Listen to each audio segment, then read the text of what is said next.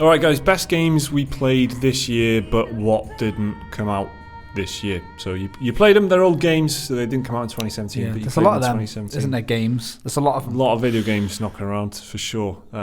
It's hard to dispute that, I reckon. Yeah. All right, so I'll start us off, I guess. I played Transistor this year, and I thought it was absolute magic, and one of my favourite games from the last few years, for sure. Incredible art style. I love the way they kind of told the story in a way that is... I'm a bit of a sucker for this in games where they kind of tell you a story in a way that isn't as clear-cut as, here is a cutscene, enjoy the cutscene, that was the cutscene, now play a bit of the game. So kind of, it's all quite sparse, and it's a bit vague, and part of the reason why I love Bloodborne so much, for example, is just it's dropped in there, and things are said that you don't quite understand the meaning of, and they aren't significant until later on, which when you go for a second playthrough, things make a lot more sense, and that, I love that kind of thing. Music is absolutely spectacular. The battle system is just amazing, so deep and so varied, and all these different strategies that you can tie together, and it's just an absolutely incredible game.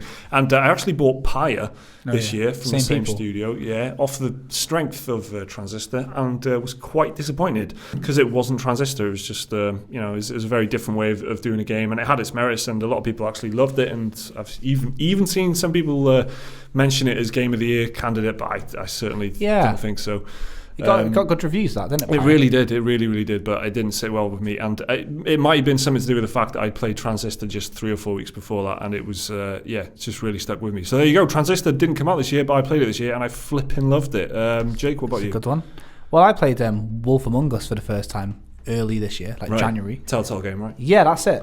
A lot of people consider it the best one. I played The Walking Dead Season 1, and I think that's probably tied equal. But yeah, it's a really good one. It's not like... I guess it's just before they started churning out all of the yearly it's nearly every 6 months now. They got the Batman, Guardians, they got all that.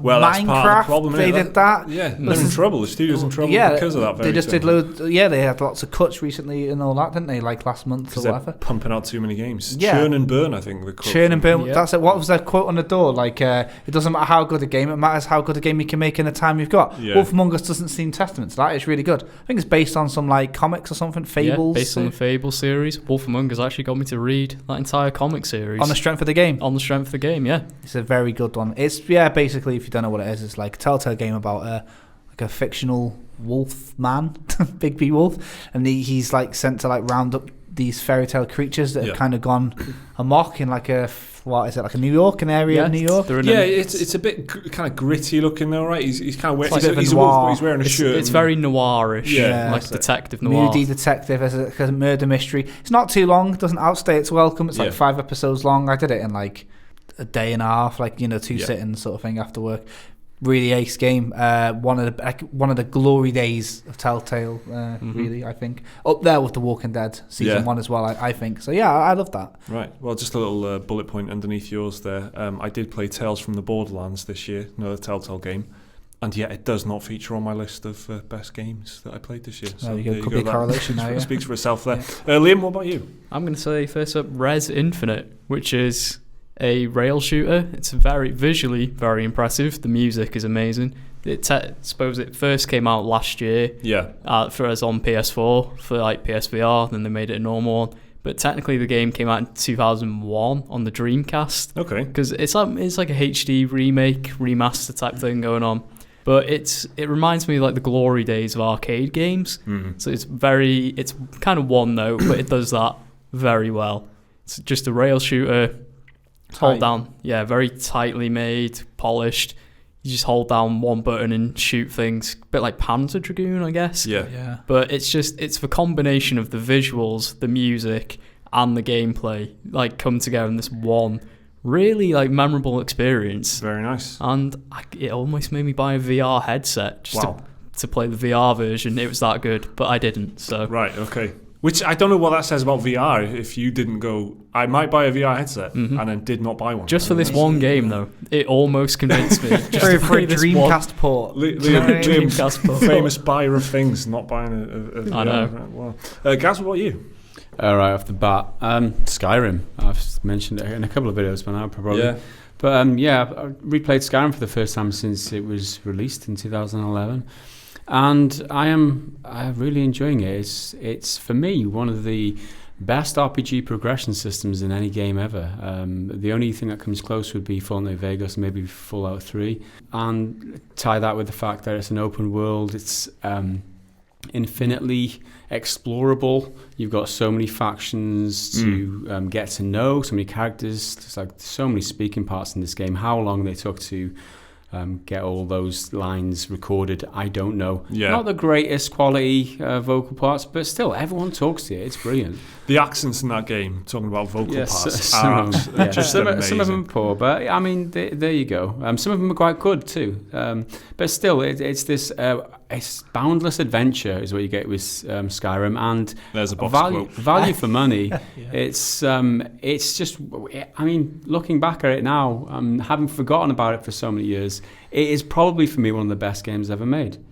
Wow, that is he ended. He's lining on up with the independent newspaper there, which, as we've established in another video, was a 4 out of 10. Gave it one of the best games ever made, 4 stars. You didn't play the DLC the first time around, though, right? No, I didn't. So you've got some This new. is the full experience. Changes the game. It's nice that because you're revisiting it as you remember it, but then with some nice new little bits of juicy new content. That's how I experienced it last year when I played it again with all the DLC. I was like, oh, the Dawn Guard and all that. It's enough new content to make it feel really fresh, as well as nostalgic. So you get a bit of nostalgic and a bit of new at the same time. So it's the ultimate. Yeah, what keeps me coming back is what am I going to spend my next skill point on? Like, what am I going to unlock next? And it's that when you get that level up and you get that new unlock, it feels like you're making a big difference with what do you choose? It makes a difference to the way that you play from now on. And that's what's so good about the progression system. That it makes a huge difference. Like this very moment now, I'm gonna approach this game totally different now based on the skill I've just acquired. Yeah, exactly. You don't feel like you're locked into playing it one way. Some games, like you start off with an axe and then you can't change halfway through the game to a bow because you put all your points.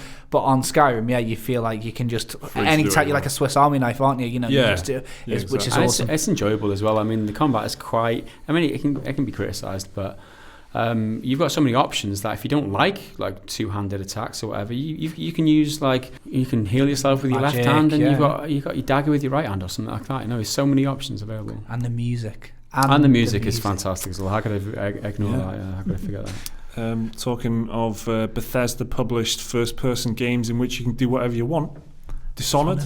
I played this year for the first time, and my God, Dishonored. I mean, why it took me so long to play it, I do not know. I wish I'd have played it just when it came out because it's just absolutely phenomenal. It's one of my gaming highlights of the past few years, which is something everyone says all the time, me worse than anyone. But Dishonored is very special. I think it's a very special game. It feels like quite an old school Deus Ex style design where you just here's a level, here's a job to do. Good luck, mate. And then, it's up to you how you do it. And there are multiple ways to do it, multiple fun ways to do it, importantly. It's not like, do you sneak or do you fight? It's like, which way do you sneak? I mean, do you want to go climb up the side of the building, go through vents? Do you want to just ask just kind of wander the area a little bit and see what's going on first? There's so many avenues of actually approach. It feels like a Hitman game or something. Yeah, that's right. Where you just there is an end goal, but the way you reach that end goal is purely up to you. It feels like pure PC gaming, 100% PC gaming experience. I'd highly recommend if you've never played Dishonored and you can play it on a PC, then play it on a PC above anything else because that's the way I did it. And it's one of those games where don't ask me what this means, but you need to be leaning forward to play it, and that's the best way to play it. I absolutely loved it. It just runs beautifully and everything now. What a terrific game Dishonored is, and I'm very happy that I finally kind of stumbled across it. And now I'm eyeing Steam sales and whatnot to buy Dishonored 2 because I flipping loved it. Did I say that? Liam, what about you? Anything else you played this year? Kind of similar to Dishonored, Vampire the Masquerade Bloodlines, right? Yeah. Which is a very, very deep RPG from 2004. It was one of the first games ever put on Steam. It was famously very buggy when it came out, but over the years, the fan community have they've patched it. They've remade content that was cut from the game, kind of like people have done for KOTOR. I actually bought it last year, but never started playing it until early this year. And I started a playthrough. And I got quite far in, but just dropped it for some reason. But the more I hear about, think about it, I kind of want to go back, just start a new playthrough. Yeah. And it's a very, rich game in terms of, story and lore. And like Dishonored, it puts you in areas and you can tackle missions like anywhere you want. Yeah. You want to like chat people, well, you can like fight people, you can try and talk them out of certain situations, you can like engage in like political subterfuge with vampire families and stuff like that. It's just a really impressive RPG that I really want to go back to and play some more of. It's a great kind of liberating feeling that when you just, at first maybe it's a little bit intimidating, I don't know, but when you kind of first step out and there's an objective but no marker saying go over here and do this, it's up to you to figure it out, and that can be quite a liberating thing. And I think it's quite easy for games to stand out as really well designed games because they have to make that work, they have to make the levels make sense in your head and be explorable and solvable, and the problems need to be like creatively set up for you to figure out how to solve the problem. So it's really easy for a game to stand out as this is like a masterclass in level design or whatever, using that kind of model, I think. So I think it's no surprise that games like that actually like just stick in your memory, because it's happened to me and you. So Jake, what about you? This is a weird one because it's a game that a lot of people played this year, and it's Shadow Tactics: Blades of the Shogun. Yeah. The reason a lot of people played it this year is because it came out like 3 days before 2017. Yeah. So it's an awkward position for the game developer because they're not ever going to be entered in any Game of the Year categories for 2017 or 2016. So it's kind of like the dead zone. This game is a stealth game. Primarily, I guess you could call it a strategy game. Stealth release as well. It's like the whole thing. Everything about it's sneaky, isn't it? It's this sort of game set in. I guess you'd call it feudal Japan, although I could be wrong. Anyway, I think that is the accepted term. Yeah, like old, like basically we're talking like the samurai era sort of thing. Samurais and ninjas, isn't it? That's it, and thieves and all this. And it's a game very similar to the Commandos series, if you're familiar with that type of game. And if not, just consider it like an isometric stealth game, and it almost ends up being like a puzzle game towards the end, because you've got certain ways of doing things, like you've got to break into places and kidnap people, assassinate people, and towards the end of the game it gets quite particular. There's only a certain way you can do it, so it ends up being more of like not based on how fast you can click or anything. It's all about the strategy and the kind puzzle. Of figuring it out. It ends up being a bit like a puzzle, it's really, there's something about that game that attracts me. I don't know if it's the visual style and the music that got me in straight away. Yeah. The more you play it, and it's got this challenge, but with the satisfaction of completing it and then getting onto a next level, mixed with that intrigue of wanting to see what the next level is going to look like, because the first level is like a village, the second level is going to be like a snowy mountain or whatever, then there might be like and all these different environments play into your character, like if it's snow they'll see your footprints and things like that. Huge fan of stealth games, and I don't think there's many games that really harness the satisfaction that you can achieve for completing things in a stealthy way. Yeah, Shadow Tactics does tactical way. Exactly. And this is a game that was got tactics in its name. Yeah. Do you know what I mean? Shadow Tactics. Yeah, probably the best stealth game I've played in about 10 years. Right. Incredibly good game. Well made as well. Gaz, that was one of yours as well, isn't it? You played a lot of Shadow Tactics. Yeah, I played that. I didn't get as far as Jake. But yeah, I did really enjoy it. It's like an old-fashioned type of game, really, where you got to apply your mind and you've got to take your time, and you can just jump in and out at your leisure. It's quite nice. Any other games, Gaz, on your list? Yeah, my second pick is the Turing Test. Came out last August in 2016. Yeah, you tried this at EGX. I did. Yeah, I really enjoyed it. Developed by Bulkhead Interactive, who are now making Battalion 1944, which again was another game we played at EGX, which played really well. The Turing Test, though, it's a puzzle game. You're in this 3D puzzle world in this spaceship, and you've got to figure out. It's kind of like, it feels like a lot like Portal. You've got this kind of gun where you're kind of moving things around, manipulating the world, and you've got to reposition things to open doors to get through and unlock places. It really taxes your brain, and it challenges your grey matter, should we say? And it's one of those that leaves you feeling very accomplished when you finally figure out the level. But a good part of it is that they don't get progressively harder. Right, you might get a hard level, and then the next one might be really easy. So it doesn't kind of. Doesn't feel like climbing Everest or something. The pacing of it is really good, so it gives you like some light relief after you might have taken like 20 minutes to do one level. It might take like 5 or 2 minutes to do the next one. Kind of pats you on the head for the next one. Like, there's a good boy. So it is really good, and I would suggest anyone to check out. It is an independent game. It's actually now, while I'm watching this, it's down to a $5, but it's probably in the sale right now while we're recording this. It's probably sales expired by now, probably. But I would check it out. I'd stick it on your at least have a look at the game, because it's one of those that I feel kind of went overlooked because it's an independent game. It was alright. It was published by Square Enix, but quite a small developer at the time. The game itself plays really well. It's very smooth. The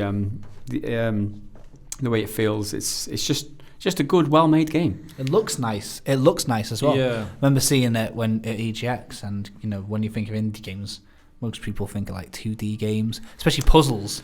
You know what I mean? Most people think if someone says an indie puzzle game, you're going to think, it's going to be fucking 2D. The graphics are really good on it, I think, anyway. Well, I think there's a lot of Portal kind of clones knocking around in the indie space, but this one is quite an accomplished one, and the design of the puzzles, from what I saw, was really nice, really tight, and it left you with this impression afterwards that you were kind of like, of course that's how you do it. That's it's quite ingenious in the way it did that, where it seemed quite difficult and almost impossible at times, and then when you figure it out, you've got this kind of feeling of obviously that's how it's done, which I think is the opposite of that's fucking bullshit. Yeah, exactly. Which is not what you want to feel when you're playing a puzzle game. Yeah, exactly. they feel very creatively done. So that's it. That's 2 games each. Unless anyone else has got an absolute belter they want to talk about.